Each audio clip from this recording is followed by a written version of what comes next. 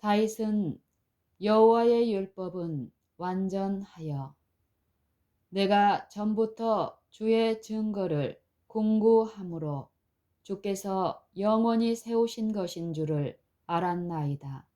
라고 말하였다. 시편 19편 7절, 119편 152절. 그리고 사도 바울은 율법도 거룩하며 계명도 거룩하며 의로우며 선하도다 라고 증거하였다. 로마서 7장 12절. 하나님께서는 우주의 최고 통치자로서 모든 생명이 있는 존재들을 위해서 뿐만 아니라 천연계의 전체적인 운행을 위하여 지배의 법칙을 제정하셨다. 큰 것이나 작은 것이나 생물계나 무생물계를 막론하고 우주의 만물은 무시할 수 없는 고정된 법칙의 지배를 받고 있다. 이 법칙에는 예우가 없으며 거룩한 손으로 만드신 것은 단 한 가지도 하나님께서 잊으신 것이 없으시다. 그러나 천연계의 모든 것이 자연 법칙에 의해서 지배를 받고 있지만 오직 지적 존재인 인간만이 법칙의 요구를 이해할 능력을 가지고 있으며 도덕적인 율법에 순종할 수도 있다. 당신의 피조물 중에서도 가장 걸작품인 인간에게만 거룩한 율법의 신성한 요구들을 인식할 수 있는 양심과 거룩하고 의로우며 선한 율법을 사랑할 수 있는 마음을 주셨다. 그리고 인간에게는 즉각적이며 완전한 순종이 요구되었다.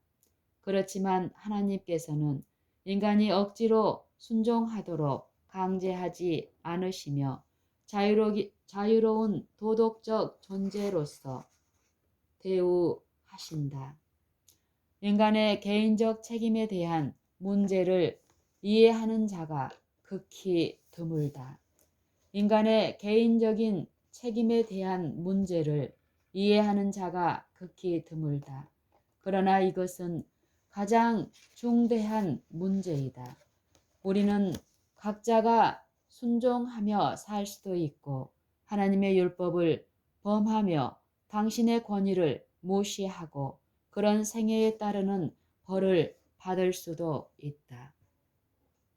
그때에 모든 영혼에게 심각한 질문이 있을 것인데 과연 내가 하늘로부터 들려온 음성을 순종하고 시내산에서 반포된 십계명을 따를 것인가?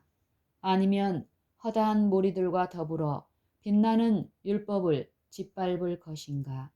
하나님을 사랑하는 사람들에게 있어서 그분의 율법을 지키며 그분께서 보시기에 기뻐하시는 일들을 행하는 것이 가장 고상한 기쁨이 될 것이다. 그러나 인간의 본성은 하나님의 율법을 미워하며 율법의 거룩한 주장에 대항하여 싸운다. 사람들은 거룩한 빛에 대하여 저들의 영혼의 문을 닫아버리며 거룩한 빛이 저들에게 비추일 때 빛 가운데 행하기를 거부한다. 저들은 이기적인 만족이나 세속적인 이득을 위하여 마음의 순결, 하나님의 은총 및 천국에 대한 저들의 소망을 희생시킨다. 시편 기자는 여호와의 율법은 완전하다고 말하였다. 시편 19편 7절. 여호와의 율법의 그 단순성, 포괄성 및 그 완전성이 얼마나 놀랍고 신비스러운가.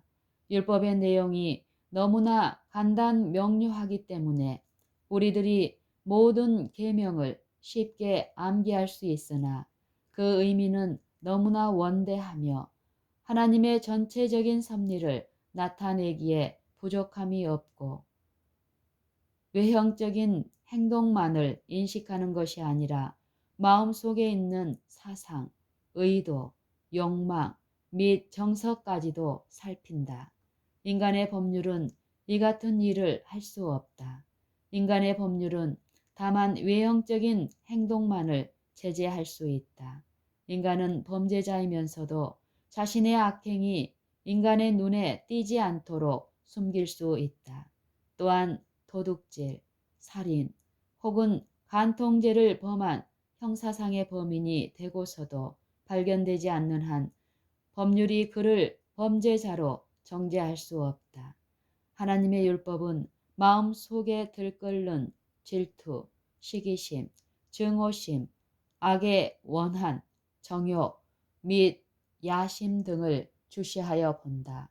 이러한 악의 씨들은 뜻은 있으나 기회가 없어 행동으로 나타나지 않을 뿐 언제든지 기회만 있으면 행동으로 옮겨질 것이다.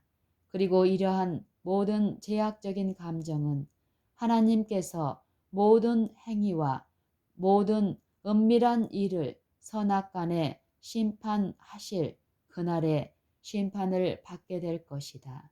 전도서 12장 14절. 하나님의 율법은 단순하며 쉽게 이해할 수 있다.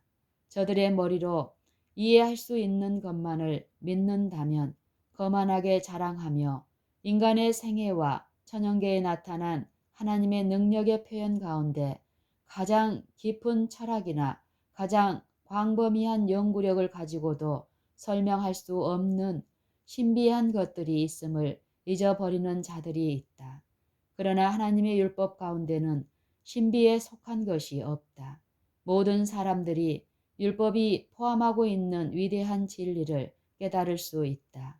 가장 박약한 지능을 가진 사람도 이러한 규칙들을 파악할 수 있고 가장 무식한 사람이라도 생애를 규제할 수 있으며 거룩한 표준을 본받아 품성을 형성할 수 있다.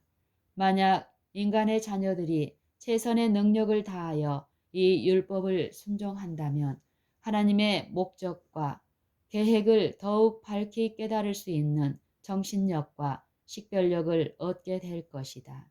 이러한 발전은 비단 이 생에서뿐만 아니라 영원한 시대를 통하여 계속될 것이다. 우리가 아무리 하나님의 지혜와 능력에 대한 지식으로 발전할지라도 거기에는 항상 미치지 못하는 한계가 있다. 거룩한 율법은 우리들이 하나님을 가장 사랑하고 우리 이웃을 우리 몸과 같이 사랑하라고 요구하신다. 이러한 사랑의 실천이 없이는 가장 고상한 신앙의 고백도 한갓 이선이 되고 말 것이다. 그리스도께서 말씀하시기를 내 마음을 다하고 목숨을 다하고 뜻을 다하여 주 너의 하나님을 사랑하라 하셨으니 이것이 크고 첫째 되는 계명이요 둘째는 그와 같으니 내 이웃을 내 몸과 같이 사랑하라 하셨으니 이 두 계명이 온 율법과 선지자의 강령이니라고 하셨다. 마태복음 22장 37절로 40절. 율법은 완전한 순종을 요구한다.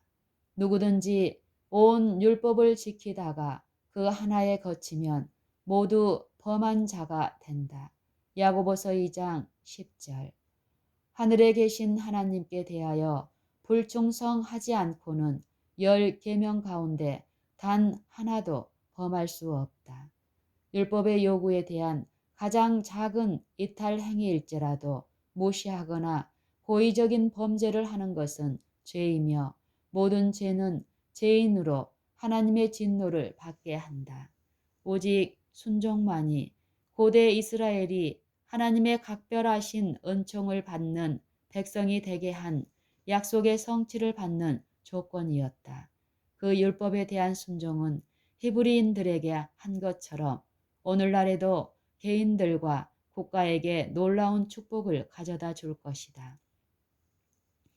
율법에 대한 순종은 우리의 구원만을 위하여서가 아니라 우리의 행복과 우리와 관련된 모든 인간의 행복을 위하여 절대적으로 기묘한 것이다. 영감의 말씀은 주의 법을 사랑하는 자에게는 큰 평안이 있으니 저희에게 장애물이 없으리르이다. 시편 119편 165절 라고 말씀하였다. 그러나 유한한 인간은 창조주께서 친히 인간의 필요를 위하여 응용하신 거룩하고 공의로우며 선한 자유의 율법을 어떤 인간도 짊어질 수 없는 속박의 멍에로 제시할 것이다.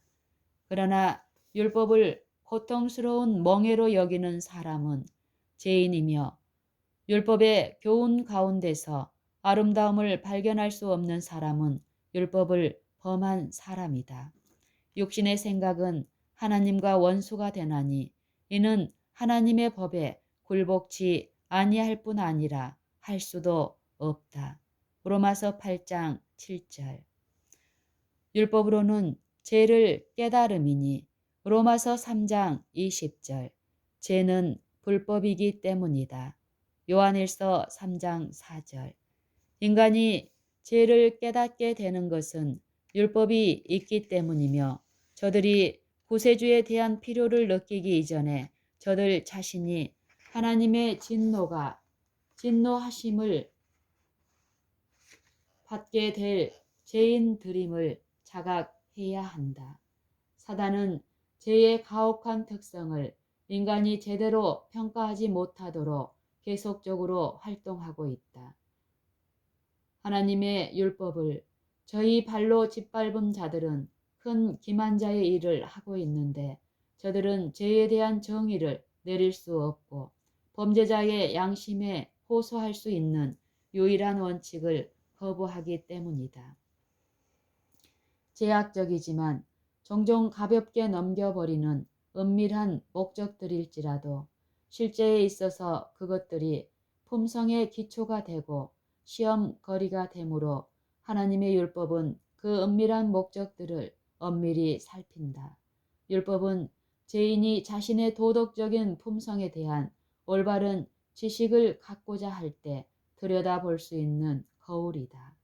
죄인이 의의 큰 표준으로 말미암아 자기 자신이 정죄된 사실을 깨닫게 될 때 그가 취해야 할 다음의 행동은 자신의 죄들을 회개하고 그리스도를 통하여 용서를 구하는 일이다.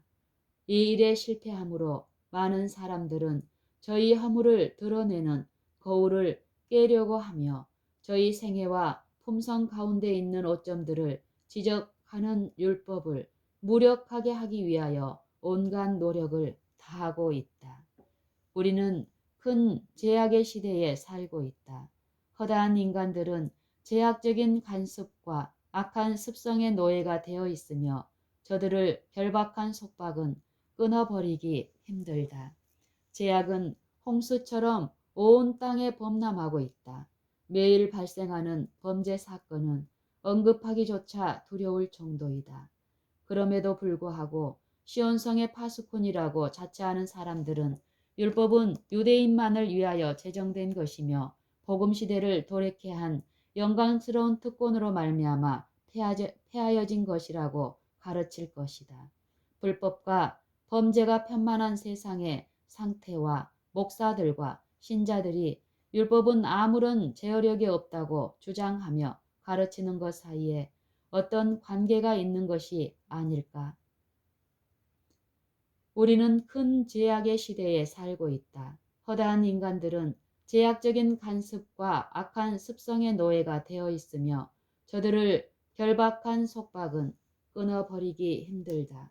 제약은 홍수처럼 온 땅에 범람하고 있다. 매일 발생하는 범죄 사건은 언급하기조차 두려울 정도이다.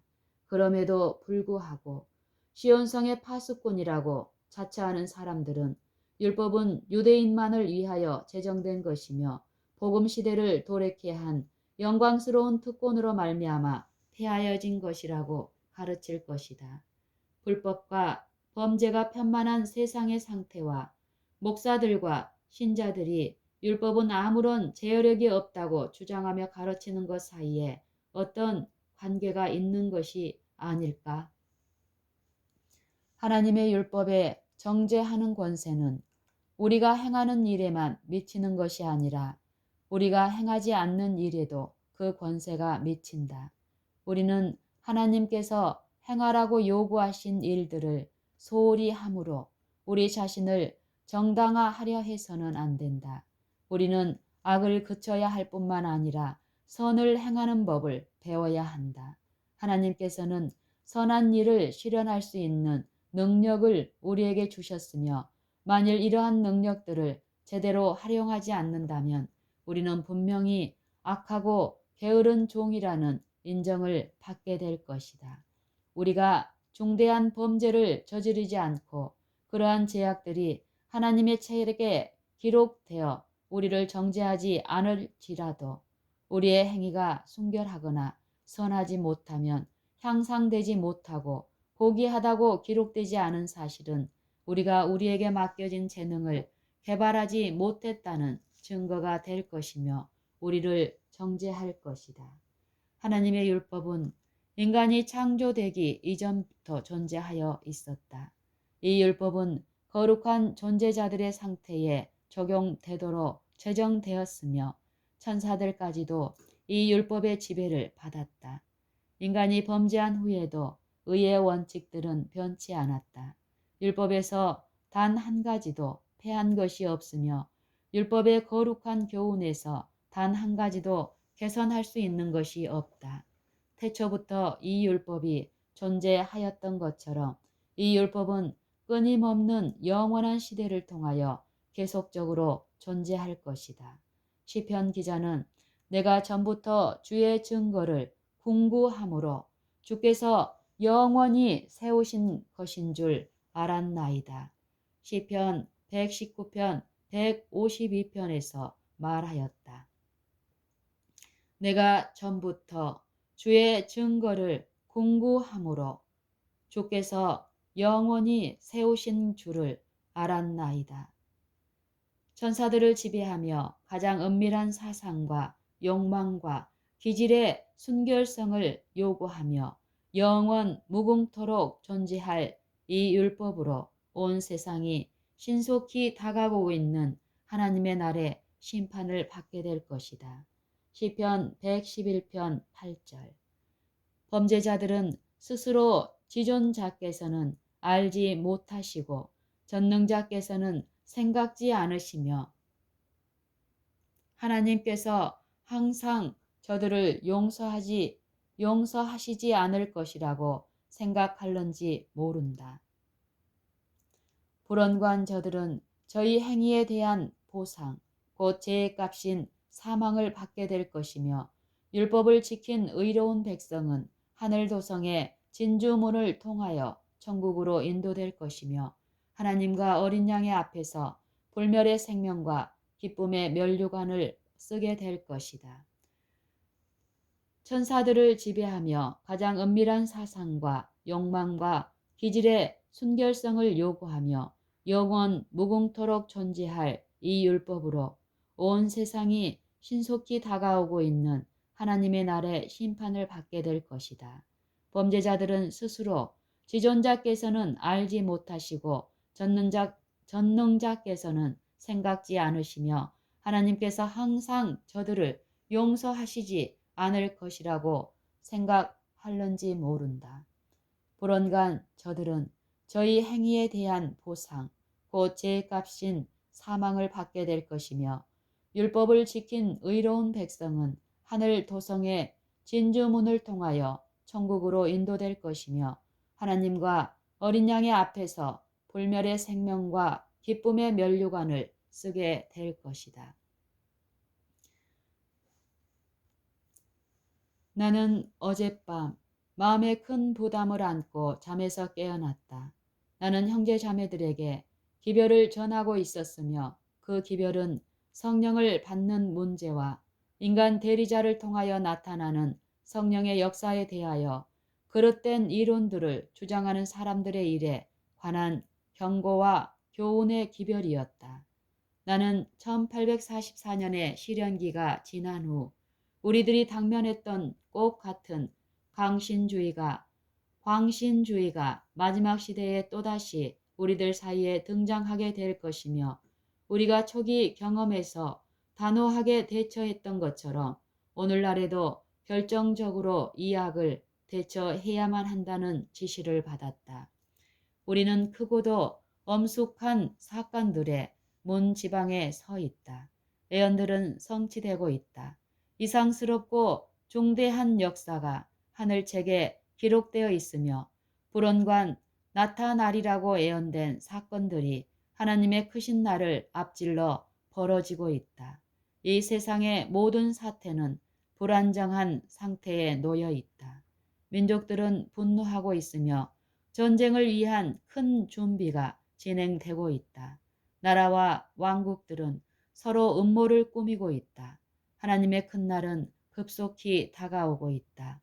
비록 국가들은 전쟁과 유혈의 참극을 위하여 저들의 모든 군사력을 총동원하고 있으나 하나님의 종들이 그 이마에 인침을 받을 때까지 내 모퉁이에 서 있는 천사들에게 사방의 바람을 붙잡으라고 하신 명령은 아직도 그 효력을 나타내고 있다. 오늘날 이 세상은 하나님의 율법을 범한 그 분명한 결과를 인식하고 있다. 하나님의 창조 사업이 완성된 후에 주님께서는 일곱째 날에 쉬셨으며 당신께서 안식하신 날을 거룩하게 하셨고 그날을 거룩히 구별하여 사람들이 하나님을 경배하는 날로 바치도록 제정하셨다. 그러나 오늘날 세상 사람들의 대부분이 여호와의 율법을 전혀 무시하고 있다. 하나님의 안식일을 대신하여 다른 한 날이 제정되었다. 한 인간 대리자는 말씀의 적극적인 교훈에 대항하여 그의 방법과 그의 뜻을 대립시키고 있으며 온 세상은 반역과 죄 가운데로 뛰어들게 되었다. 하나님의 율법에 대한 이러한 적대적인 행위는 덮는 그룹 천사였던 루스벨로 말미암아 하늘 궁정에서부터 시작되었다. 사단은 하늘 총회의 으뜸이 되고 하나님과 동등한 위치에 서기로 굳게 결심하였다. 사단은 그의 지위를 따르는 천사들과 더불어 반역의 활동을 시작하였으며 저들 가운데 불만의 정신을 퍼뜨리려고 노력하였다. 그는 교묘한 기만적인 술책으로 일하였으므로 많은 천사들이 그의 목적을 완전히 이해하기도 전에 그에 대한 충성을 서약하였다. 충성된 천사들까지라도 사단의 성품을 충분히 식별할 수 있었으며 그가 하는 일의 궁극적인 목적이 무엇인지도 몰랐다. 충성된 천사들까지라도 사단의 성품을 충분히 식별할 수 없었으며 그가 하는 일의 궁극적인 목적이 무엇인지도 몰랐다. 사단은 많은 천사들을 자기 편으로 만드는 일에 성공을 거둔 후 자기 주장을 하나님께 가지고 나아가 그리스도께서 차지하고 계신 지위를 자기가 차지하는 것이 모든 천사들이 원하는 바라고 주장하였다. 마귀는 불평, 불만의 정신이 적극적인 반란으로 성숙해질 때까지 활동을 계속하였다. 그때의 천국에는 전쟁이 있었으며 사단은 그에게 동조한 모든 천사들과 더불어 하늘에서 추방당하였다. 사단은 천국의 지배권을 얻기 위하여 전쟁을 벌였으나 패배하고 말았다. 하나님께서는 그에게 명예와 최고의 권위를 그 이상 더 맡기실 수 없었으며 그는 하늘 정부에서 누렸던 지위마저 박탈당하고 말았다. 그때로부터 사단과 그의 동맹한 군사들은 우리의 세상에서 하나님께 대적하는 공공연한 원수들이 되었으며 진리와 의의 사업을 대적하여 계속적으로 전쟁을 걸어왔다. 사단은 과거에 그가 천사들에게 주장하였던 것처럼 그리스도와 하나님께 대한 자신의 거짓된 주장을 사람들에게 계속적으로 내세워 세상을 자기의 편으로 만들었다. 소위 그리스도 교회들까지도 첫 배도자의 편을 들었다. 소위 그리스도 교회들까지라도 첫 대배도자의 편을 들었다. 사단은 자기 자신을 이 세상 왕궁의 임금으로 대표하였으며 그는 이러한 특성을 가지고 광야에서 시도한 그의 세 가지 큰 시험 중에서 마지막으로 그리스도께 접근하였다. 만일 내게 엎드려 경배하면 이 모든 것을 네게 주리라고 구세주에게 말하며 그가 예수님께 바라보게 한 세상의 모든 왕국을 가리켰다. 하늘 궁전에 계신 그리스도께서는 인류를 사단의 지배권으로부터 구원하기 위하여는 사단의 권세를 맞아 정복해야 할 때가 올 것을 알고 계셨다. 그 시기가 이르렀을 때에 하나님의 독생자께서는 당신의 왕권과 왕의 두루마기를 벗으시고 당신의 신성을 인성으로 입으시고 악의 임금을 맞아 정복하기 위하여 이 땅에 내려오셨다. 하늘 아버지 앞에서 인류의 중보자가 되시기 위하여 구세주께서는 모든 인간이 사는 것처럼 이 세상에서 살아야 하였으며 세상에서 당하는 역경과 슬픔과 시험을 받으셔야만 하였다. 베들레헴의 갓난아기로서 구세주께서는 인류와 하나가 되셔야 하였고 말 구유로부터 십자가에 이르기까지 흠없는 생애로서 그분은 인간이 회개의 생애와 하나님을 믿는 신앙으로 하나님의 은총을 회복할 수 있다는 것을 친히 보이셔야만 하였다.